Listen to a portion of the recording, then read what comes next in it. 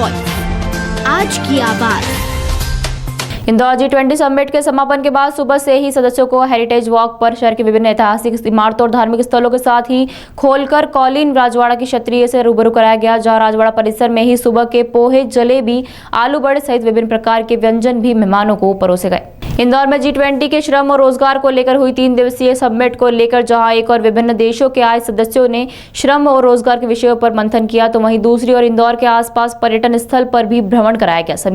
समिति के समापन के बाद आज सुबह सदस्यों को हेरिटेज वॉक पर ले जाया गया, जहां शहर में स्थित ऐतिहासिक और प्राचीन धरोहरों के साथ ही होलकर कालीन राजवाड़ा महल से रूबरू कराया गया। वहीं हेरिटेज वॉक बोलिया सरकार की छतरी में शुरू होकर कृष्णापुरा छतरी, प्राचीन श्री गोपाल मंदिर से होते हुए मां देवी अहिल्या बाई होलकर द्वारा किए गए जन कल्याण कार्यों से अवगत कराते हुए राजवाड़ा परिसर में ही सुबह का नाश्ता आयोजित किया गया, जिसमें पोहे, जलेबी, आलू बड़ा सहित तमाम व्यंजन मेहमानों को परोसे गए। व्यंजनों के साथ ही लोक कलाकारों द्वारा पारंपरिक लोक नृत्य की प्रस्तुति भी दी गई। लोक नृत्य करने आए लोक कलाकारों के साथ विदेशी मेहमान सेल्फी लेते हुए भी नजर आए और अपने मोबाइल और कैमरों के माध्यम से इस अद्भुत कार्यक्रम को सजाकर उनके साथ ले गए हैं। इस हेरिटेज वॉक को केंद्रीय श्रम और रोजगार विभाग की सचिव आरती आहूजा द्वारा कोऑर्डिनेट किया गया, जिसमें कुल 25 देशों के प्रतिनिधि मंडल सम्मिलित हुए, जिसकी सुरक्षा के लिए राजवाड़ा के आसपास के क्षेत्र को 9 व्हीकल जोन के साथ ही सुरक्षा व्यवस्थाओं को लेकर सैकड़ों पुलिसकर्मी तैनात किए गए थे।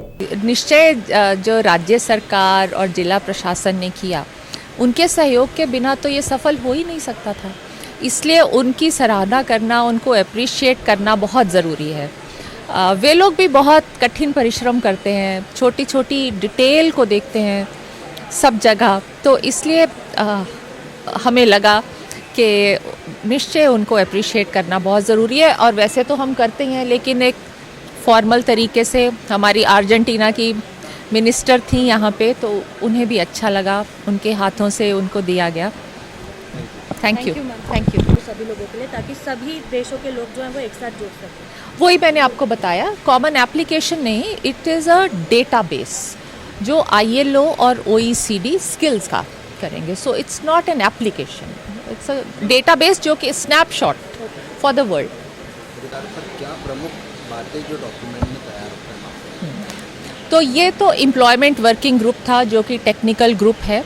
इसमें श्रम और रोजगार को लेके 3 मुद्दे हमने 3 थीम लिए थे, क्योंकि सब विषयों पर तो चर्चा नहीं हो सकती, इसलिए 3 थीम लिए थे, जैसा कि G20 में होता है, थीमेटिक एरियाज़ पे डिस्कस करते हैं।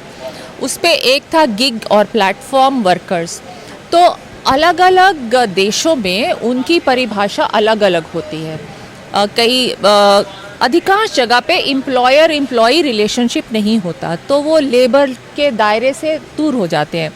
इसलिए हमने इसमें चेष्टा की कि गिग एंड प्लेटफॉर्म वर्कर्स का लीगल स्टेटस सभी राष्ट्रों में अलग अलग है, लेकिन सोशल सिक्योरिटी उनको देनी बहुत ज़रूरी है, और इस पे सहमति हुई। ये पहली बात थी। दूसरा ये कि अभी आप देखते हैं विश्व में तो स्किल्स के लिए कोई कॉमन लैंग्वेज नहीं है। यदि आज मैं कहती हूँ कि भारत में ये व्यक्ति प्लम्बर ग्रेड A है, तो क्या उसका मतलब रूस में भी वही है, इटली में भी वही है? प्लम्बर ग्रेड A की परिभाषा क्या एक जैसी है? नहीं है।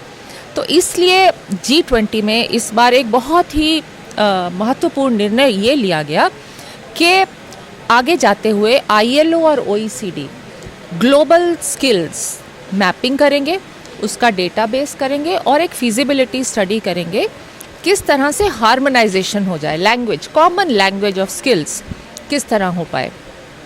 और तीसरा मुद्दा था सस्टेनेबिलिटी ऑफ सोशल प्रोटेक्शन, जो सभी के लिए है, जैसे कि हम ओल्ड एज पेंशन की बात करते हैं या बाकी चीज़ें, तो किस प्रकार वो सस्टेनेबल रहे, क्या आगे जाते हुए कंट्रीब्यूटरी होनी चाहिए, टैक्स फाइनेंस्ड होनी चाहिए, को पेमेंट होनी चाहिए, किस प्रकार के सिस्टम्स होने चाहिए, क्योंकि सभी देश अलग अलग इकोनॉमिक डेवलपमेंट के लेवल पर हैं।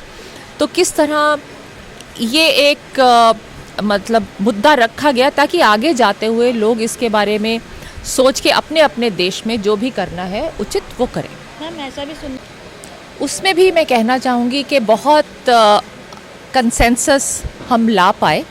बहुत चीज़ें कठिन भी थीं, बहुत चीज़ों पे लोगों के मतभेद भी थे, कुछ लोगों ने कई चीज़ों पे अपने प्रश्न उठाए, लेकिन G20 एक कंसेंसस के रूप से जाता है। तो सबका सुनते हुए, सबके मत रखते हुए एक अंत में एक ऐसा डॉक्यूमेंट निकला है जो कि बहुत अच्छा रिफाइन होके आया है, जिसमें सबकी सहमति है और उसमें बहुत कॉन्क्रीट ठोस कदम भी उसमें उल्लेखित हैं, जिससे कि आगे जाते हुए केवल G20 राष्ट्रों में ही नहीं लेकिन पूरे विश्व में एक तरह से एक बुनियाद रखी गई है इस G20 में। मैम डॉक्टर महापन हुआ, आज हेरिटेज वॉक भी रहा, किस तरह से पूरे इवेंट में? देखिए, एयरपोर्ट से उतरते ही और आज हेरिटेज वॉक के समापन तक इंदौर के लोगों ने जो स्नेह दिखाया है और जिला प्रशासन ने जिस तरह से तैयारी की है, उस सब की हम सब ने बहुत सराहना की है। केवल हम ही नहीं, हमारे साथ जो डेलीगेट्स हैं G20 के, जिसमें कि G20 राष्ट्रों के मंत्री गण भी थे, सब ने बहुत सराहना की। अरेंजमेंट्स बहुत अच्छे से किए गए थे, एक एक डिटेल देखी गई थी और मुझे लगता है कि सभी लोग बहुत खुश होके गए हैं, केवल संतुष्ट ही नहीं, खुश होके गए हैं। जिस देश के साथ इस बैठक से किया गया, हम मुद्दों की बात करें तो किस तरह से